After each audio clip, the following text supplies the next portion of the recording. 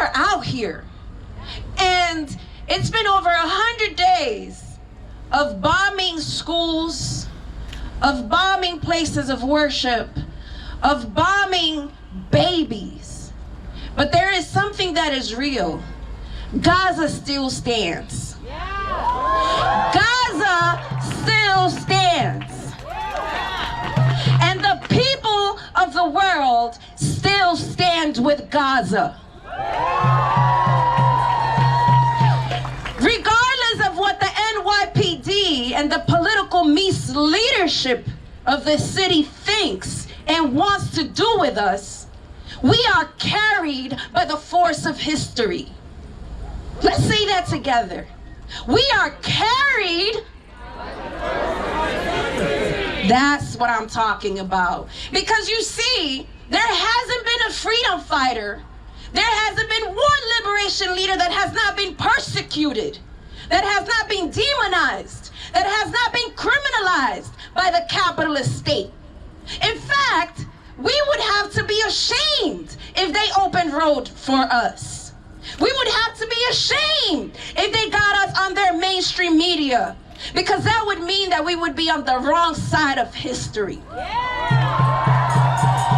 are on the right side of history. And my sister Lamie said, well, we're not going to hold it against them. We're not going to hold it against our people. We will never forget who the enemy is. And we will hold it against them, because they know exactly what they're doing. The NYPD rushed in yesterday on peaceful protesters, and they rushed in on peaceful protesters that didn't even begin to march last weekend. And we know they know exactly what they were doing. Their only intention is to intimidate the people and to break our spirit. But let me tell you something, and if you leave this space, let it be the only thing you remember. Palestine has been under occupation for over 75 years. The 25,000 counts of genocide that these war criminals have in their hands is only in the counts of the last 100+ days. It's been more in 75 years. When we're talking about a colonial state that has created thousands of political prisoners out of freedom fighters that don't do much more than throw rocks at tanks, that wave their flags to say we're still here. That's the state we're talking about. And they teach us resilience. They've been at it for over 75 years. What makes these cowards think that we're gonna give up after 100 and some days? We are moved by the force of history, and the forces of history teach us that for as long as we are consistent, for as long as we are disciplined, and for as long as we are together, you know what will happen? We will fucking win. That is what will happen. And that is what they fear. And so let us put more fear in their hearts, if they have any, that we will continue to do what we are called to do in this moment in history, to bring this empire down. Long live Palestine! Long live Gaza! And long live the working class struggle! We will win! And we know we will win, because not only do we follow the example of the heroic and courageous Palestinian people, we follow the example of the people of Yemen. We follow the example of the people of Cuba. We follow the example of the people of Venezuela. We follow the example of the people of Puerto Rico. We follow the example of all the people all over the planet who refuse to submit to the empire, who insist that even if we must die standing on our own 2 feet. We now want to welcome an organizer with one of the most brilliant groups that has formed in New York City in the last 3 months.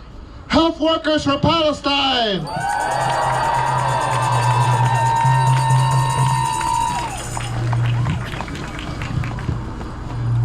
There is only one solution. There is only one solution. Intifada revolution. Intifada revolution. There is only one solution. There is only one solution. Intifada revolution. Intifada revolution. Intifada, intifada.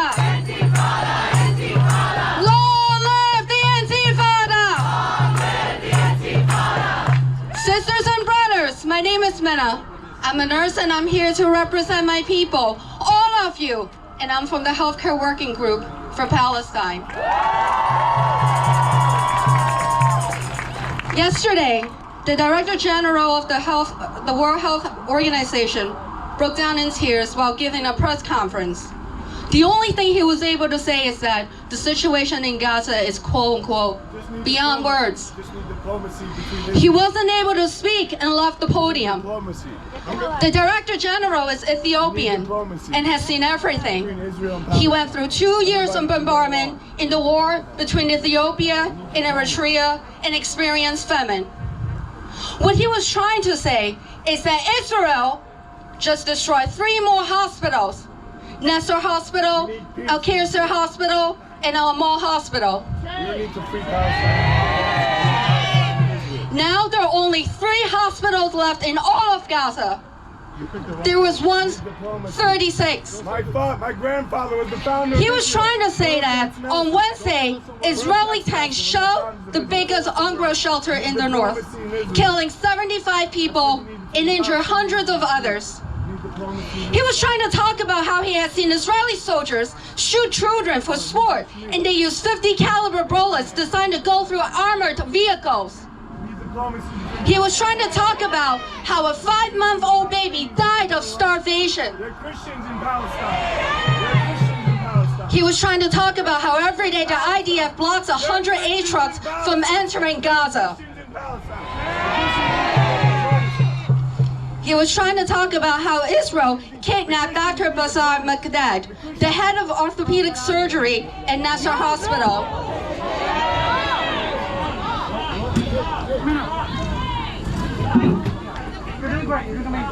And they took him to the interrogation center, and no one knows if he'll come back alive. He was trying to talk about sewer water flooding into shelters because of heavy rains. He was trying to talk about Israeli soldiers dancing inside a medical school of the Islamic University of Gaza after completely destroying it. He was trying to talk about Israeli soldiers opening fire of thousands of starving people waiting for humanitarian aid at the Kuwait Square in Gaza. And they did all of this while the ICJ was deliberating whether or not Israel is committing genocide. What does this tell us, sisters and brothers?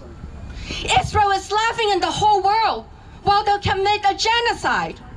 They recognize no law, no international law, no humanitarian law, no moral law.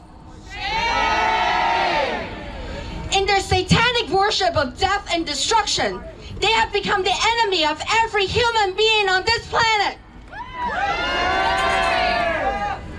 As the Palestinian holy man Jesus said, "Woe unto you that laugh now, for ye shall mourn and weep."